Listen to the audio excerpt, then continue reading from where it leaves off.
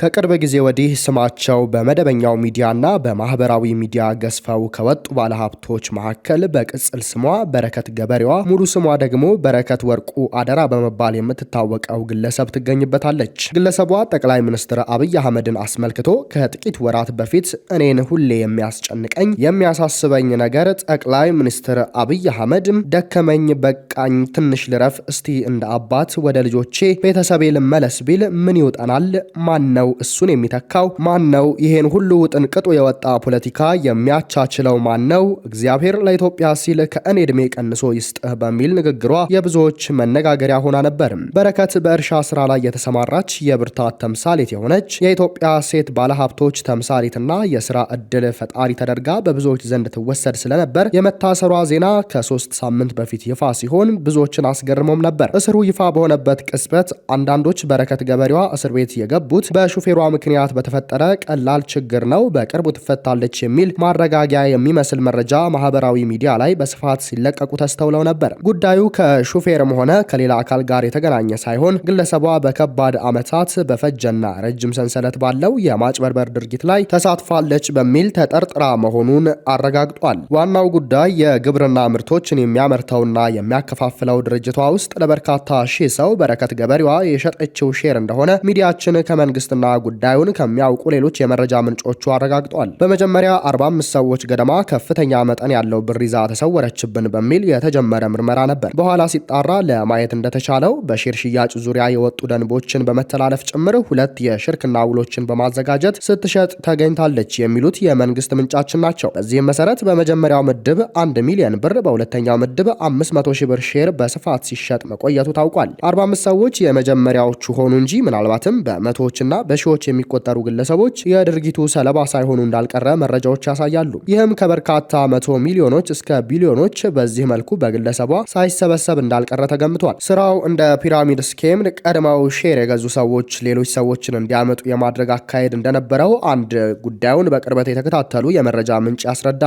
ከአንድ ቤተሰብ በ2፣ 3 እና 4 ሰው ስም ሼር የገዙ አሉ። ግለሰቧ ደግሞ ለዚህ አንዱና ዋናው ማሳመኛዋ ከመንግስት ጋር በቅርበት እንደምትሰራ መናገሯና ከባለስልጣናት ጋር አብራ የተነሳቻቸውን ፎቶዎች በስፋት መልቀቋ ነው ይላሉ። ገንዘባቸውን ከከፈሉ ሰዎች እንደተረዳው በረከት ገበሬዋ በተለይ ከጠቅላይ ሚኒስትር አብይ አህመድ ከደህንነት ቢሮ ኃላፊ አቶ ሬድዋን ሁሴንና ከፌዴራል ፖሊስ ኮሚሽነር ጀነራል ደመላሽ ገብረ ሚካኤል ጋር የቅርብ ትውውቅ እንዳላት በስፋት ስትናገርና ህዝቡን ለማሳመን ስትጠቀምበት ነበር። ከእርሻዎቿ የምታመርታቸውን የግብርና ውጤቶች በቅናሽ ለህዝብ እንድናከፋፍል በሚል በሼር ስም ብዙ ሰው እንደኛ ገንዘቡን ሰጥቷል። ይህ ከሆነ 2 ዓመት ጭምር የሞላቸው አሉ፣ ዓመት ያለፋቸው ሞልተዋል፣ ምንም እንቅስቃሴ ግን የለም የሚሉት አንድ የድርጊቱ ሰለባ ከቅርብ ወራት ወዲህ ግለሰቧ ጭራሽ ተሰውራ እንደቆየችና በማህበራዊ ሚዲያ ብቻ ትታይ እንደነበር ያስረዳሉ። ሌላ ብራቸውን እንደተበሉ የሚጠቅሱ ግለሰብ ደግሞ በረከት ገበሬዋ የኢትዮጵያ የስልክ ቁጥሯን ጭራሽ በማጥፋት ከአየርላንድ ሀገር ስልክ በሆነ ቁጥር ዋትሳፕ ላይ ብቻ አልፎ አልፎ ትገኝ እንደነበር ያስረዳሉ።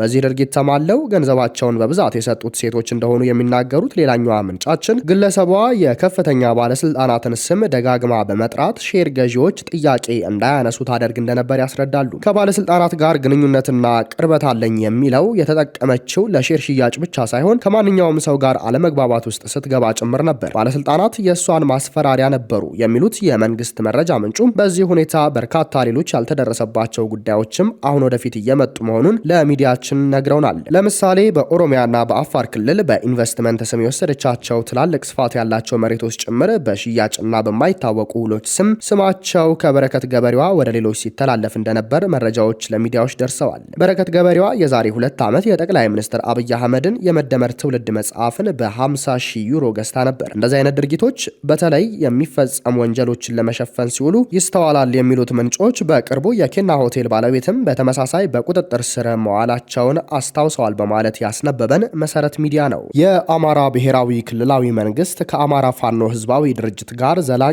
የሰላም ስምምነት ተፈራረሙ መባሉን የድርጅቱ መሪ አቶ እስክንድር ነጋ ውድቅ አድርጓል። አቶ እስክንድር ለዶቼቬሌ እንዳሉት ድርጅታቸው ከመንግስት ጋር አልተደራደረም፣ የመደራደር ፍላጎትም የለውም ብለዋል። የአማራ ክልል ርዕሰ መስተዳደር አረጋ ከበደ የአማራ ፋኖ ህዝባዊ ድርጅትን ወክለው ከቀረቡ ካፒቴን ማስረሻ ሰጤ ጋር ባለፈው ሳምንት ነበር በይፋዊ ስነ ስርዓት አዲስ አበባ ውስጥ መፈራረማቸው የተገለጸው። ነገር ግን ድርጅቱ የተደረገው ስምምነት ከግለሰቡ ጋር እንጂ ድርጅቱን የሚወክል አይደለም ሲል ማስተባበያ ሰጥቶ ነበር። የድርጅቱ መሪ አቶ እስክንድር ነጋ ለዶቼ ቬሌ በሰጡት ቃለ ምልልስ ስምምነቱ ከድርጅቱ እውቅና ውጭ የተደረገ መሆኑን ተናግረዋል። ድርጅቱ አሁን ባለው ተጨባጭ ሁኔታ ከመንግስት ጋር የመደራደር ፍላጎት የለውም ያሉት አቶ እስክንድር ያላቸው አማራጭ እሳቸው ራስን መከላከል ያሉትን የትጥቅ ትግሉን ማስቀጠል ብቻ እንደሆነ ነው ያመላከቱት። አቶ እስክንድር ችግሮችን በድርድር ለመፍታት ያላስቻለን መንግስት በተከተለው የአንድ ወገን ፍላጎት ወይም በአንድ እጅ ማጨብጨብ ምክንያት ነው ብለዋል። ከመንግስት ወገን የሚሰማው የድርድር ዜናም ቢሆን ከዓለም አቀፉ ማህበረሰብ የሚመጣ ግፊትና ጫና ውጤት ነውም ባይ ናቸው። ኢትዮጵያ ውስጥ የተደረገው ስምምነት ከድርጅቱ በወጡ የአመራር አባል በኩል መፈጸሙ ምናልባት በአፋሃድ ውስጥ መከፋፈል ተከስቶ ይሆን የሚል ጥያቄ የቀረበላቸው አቶ እስክንድር በድርጅት ውስጥ የተፈጠረ መከፋፈል የለም ሲሉ ምላሽ ሰጥተዋል። በስምምነቱ ፊርማቸውን ያኖሩት ካፒቴን ማስረሻ ጥቂት ታጣቂዎችን ብቻ ይዘው ነው ከመንግስት ጋር የተስማሙት የሚሉት አቶ እስክንድር ከስምምነቱ በኋላ የሚታየው የታጣቂዎች በሰላም መመለስ የስምምነቱ አካል ሳይሆን በፊትም የነበረ ሁነት ነው ብለዋል። ከአማራ ክልል ውጪ እንደ ህወሓትና የኤርትራ መንግስታት ጋር ጥምረት ፈጥረዋል ተብሎ ስለሚቀርብባቸው ክሶች መልስ የሰጡት አቶ እስክንድር በተለይ ከህወሓት ጋር ጥምረት ፈጥራችኋል መባሉን ከህወሓት ጋር በፍጹም ሊያጣምረን የሚችል አንዳችም ሁኔታ የለም አይኖርምም ብለዋል። ከኤርትራ መንግስት ጋርም አላቸው ስለተባለው ግንኙነት አቶ እስክንድር አስተባብለዋል። የኤርትራ መንግስት ከፋኖ ታጣቂዎች ጋር አብሮ የመስራት ፍላጎት ያለው እንደማይመስላቸው በመግለጽም ተከላክለዋል። ነገር ግን እንዳስፈላጊነቱ የሀገርን ጥቅም አሳልፎ እስካልሰጠ ድረስ ከኤርትራ ብቻ ሳይሆን ከተቀሩት የጎረቤት ሀገራት ጋር አብሮ የመስራት ፍላጎት እንዳላቸው አቶ እስክንድር አልሸሸጉም። ፕሬዝዳንት ኢሳያስ በሁለት ወራት ወደ 3 ሀገራት የወሰዳቸው ምክንያት ምንድን ነው? ከኢትዮጵያ ጋር እየተካሰሱ ያሉት የኤርትራው ፕሬዝዳንት ኢሳያስ አፈወርቂ በዙሪያቸው ካሉ ሀገራት ጋር ያላቸውን ግንኙነት በማጠናከር በሁለት ወራት ውስጥ 3ኛውን ይፋዊ ጉብኝታቸውን በሳውዲ አረቢያ ለማድረግ ሪያድ ገብተዋል። ከጠቅላይ ሚኒስትር አብይ አህመድ ወደ ስልጣን መምጣት በኋላ ዋነኛው የተደጋጋሚ ጉብኝታቸው መዳረሻ ከነበረችው ኢትዮጵያ ጋር ሆድና ጀርባ የሆኑት ኢሳያስ አፈወርቂ ፊታቸውን ወደ ሌሎች ሀገራት አዙረዋል። የፕሬዝዳንት ኢሳያስ የሳውዲ ጉዞ ከተለመደው የሁለትዮሽ የጋራ ጉዳዮች ባሻገር በውስጡ ምን እንደያዘ ባይጠቀስም ለኤርትራም ለኢትዮጵያም ወዳጅ የሆነችው ሳውዲ አረቢያ በተፈጠረው ውጥረት ዙሪያ ተጽዕኖ ሊኖራት ይችላል።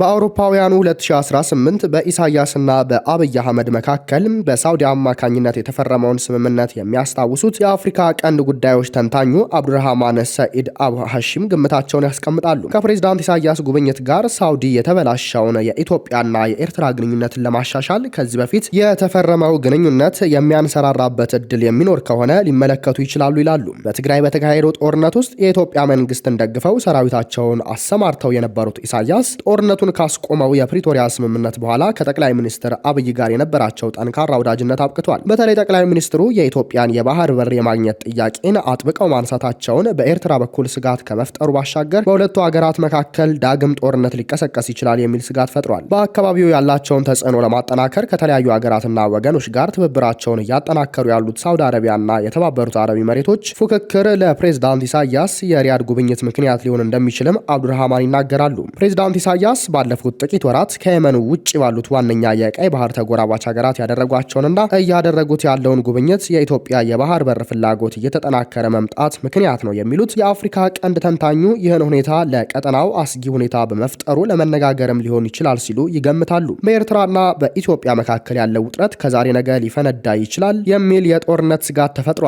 በተለይ በሁለቱ ሀገራት መካከል ያለው ፍጥጫ በዚህ ዓመት እየጠነከረ መጥቷል። እምብዛም ለተደጋጋሚ ጉብኝት ከኤርትራ የመውጣት ልምድ የሌላቸው ፕሬዝዳንት ኢሳያስ አፈወርቂ ባለፉት 2 ወራት ውስጥ ግን 3 ጉብኝቶችን በቀይ ባህር ዙሪያ ባሉ ሀገራት ውስጥ አድርገዋል። እነዚህም ሀገራት ግብጽ፣ ሱዳንና ሳውዲ አረቢያ ሲሆኑ ሁሉም እንደ ኤርትራ ሁሉ በቀጥታም ሆነ በተዘዋዋሪ ኢትዮጵያ በቀይ ባህር በኩል ድርሻ እንዳይኖራት የሚፈልጉ ናቸው። እንዲሁም ሀገራቱ ተመሳሳይ አቋም የሚያንጸባርቀው የቀይ ባህር ትብብር መድረክ አባላት ናቸው። በሀገሪቱ የማስታወቂያ ሚኒስቴር በኩል በማህበራዊ ሚዲያዎች ላይ የሚተላለፉት መልእክቶች እንደሚያመለክቱት ሁሉም የፕሬዝዳንት ኢሳያስ ጉብኝቶች በተቀባይ ሀገራት መሪዎች ግብዣ እንደሆኑ ነው። በጉብኝቶቹም ከሀገራቱ መሪዎች ከፍተኛ ባለስልጣናት ጋር ውይይቶች ማድረጋቸውን በጥቅል ከመግለጽ ውጪ ዝርዝር ሁኔታዎችን አይገልጹም። ፕሬዝዳንት ኢሳያስ በህዳር የመጨረሻ ዕለት ለጉብኝት ከአስመራ የወጡት የመካከለኛው ምስራቅ ሀያል ሀገርና ከቀይ ባህር ባሻገር ወደምትገኘው ሳውዲ አረቢያ ነው። በአገሪቱ ንጉስ ሳልማን ቢን አብደል አዚዝ አልሳኡድ ግብዣ ለ4 ቀናት ይደረጋል የተባለው የፕሬዝዳንቱ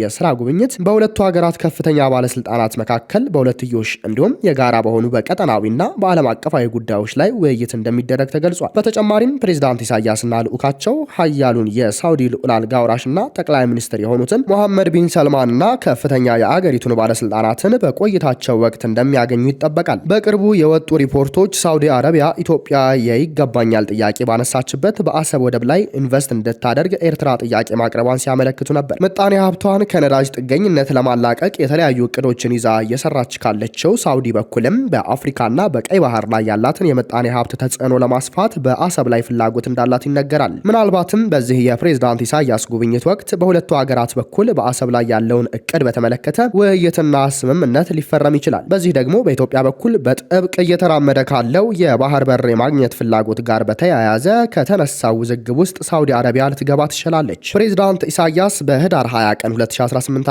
ዓ.ም ለጉብኝት ያቀኑት 3 ዓመት ሊሞላው በተቃረበ የእርስ በርስ ጦርነት ውስጥ ወደምትገኘው ሱዳን ነበር። ግብዣውም መጣ የተባለው ከሱዳን ጦር ኃይሎች አዛዥ ጀነራል አብደልፈታህ አልቡርሃን ነው። በጀነራል ሐምዳን ዳጋሎ ከሚመራው ፈጥኖ ደራሽ ኃይል ጋር እየተፋለሙ ያሉት ጀነራል አልቡርሃን ኢሳያስ የተቀበሉት ጥቃት ሽሽት መቀመጫቸው ባደረጓት የወደብ ከተማ ፖርት ሱዳን ውስጥ ነው። ጀነራሉ በህዳሴው ግድብ ምክንያት ከግብጽ ጋር ወግነው ኢትዮጵያን የሚቃወሙ ሲሆን እየተካሄደ ባለው የእርስ በርስ ጦርነት ውስጥ ፈጥኖ ደራሽ ኃይሉን ትደግፋለች ከምትባለው የተባበሩት አረብ ኤሚሬቶች ጋር ኢትዮጵያ ባላት ወዳጅነት ምክንያትም ደስተኛ አይደለችም። ከሱዳን መሪዎች ጋር የቆየ ወዳጅነት ያላት ኤርትራ ለጦር ሰራዊቱ ድጋፍ አላት። በጥቅምት ወር የተደረገው የፕሬዝዳንት ኢሳያስ ጉብኝት የጀነራል አልቡርሃን ኃይሎች ወሳኝ በሆነው የምዕራብ ሱዳን ግንባር አልፋሽር ውስጥ ሽንፈት በገጠማቸው ወቅት ነበር። ፕሬዝዳንት ኢሳያስና ልዑካቸው በፈጥኖ ደራሽ ኃይሎች በተደጋጋሚ የድሮን ጥቃት ወደ ተመታችው ፖርት ሱዳን ያቀኑት በመኪና ተጉዘው እንደነበር ተገልጿል። በዚህ ጉብኝት ወቅት በሁለቱ ወገኖች በኩል የጋራ ጉዳዮች ላይ ምክክር መደረጉን ከመነገሩ ውጪ ዝርዝር መረጃ አልወጣም። ነገር ግን በተለያዩ የሱዳን አካባቢዎች ኃይሉን እያጠናከረና ይዞታውን እያስፋፋ ያለው የሐምዳን ዳጋሎ ፈጥኖ ደራሽ ኃይል ግስጋሴ ዋነኛው አጀንዳ እንደነበረ የሚታመን ሲሆን ሌሎች የቀጠናው ጉዳዮችም በአጀንዳቸው ውስጥ መኖራቸው አይቀሬ ነው። ከግብጽ፣ ከኤርትራ፣ ከሱዳንና ከሳውዲ አረቢያ ጋር መልካም ግንኙነት በሌላት የተባበሩት አረብ ኤሚሬቶች ይደገፋል የሚባለው ፈጥኖ ደራሽ ኃይሉ በአገራቱ በስጋት የሚታይ ነው። ኤሚሬትስ በሱዳን ጦርነት ውስጥ ሚና እንደሌላት ከማስተባበል በተጨማሪ ለማሸማገልም ትሞክራለች። ፕሬዝዳንት ኢሳያስ ኤርትራ ከኢትዮጵያ ጋር ያላትን ግንኙነት ከተበላሸ በኋላ በታላቁ ህዳሴ ግድብ ምክንያት ከኢትዮጵያ ጋር ከምትወዛገበው ግብጽ ጋር ወዳጅነታቸውን አጠናክረዋል። በተደጋጋሚ ወደ ግብጽ ከማቅናታቸውን በተጨማሪ ፕሬዝዳንት አልሲሲም ወደ አስመራ ሄደው ሶማሊያን የጨመረ የኢትዮጵያ ተቀናቃኝ ትብብር መመስረታቸው ይታወሳል። በዚህ ሁለት ወርም ፕሬዝዳንት ኢሳያስ ረዘም ላለ ቀናት የቆየው ጉብኝት በግብጽ ውስጥ አድርገዋል። ጥቅምት 21 2018 ዓ.ም የተጀመረው ጉብኝቱ ለ5 ቀናት የቆየ ሲሆን የውጭ ጉዳይ ሚኒስትራቸውን አስከትለው ነበር የተጓዙት። በፕሬዝዳንት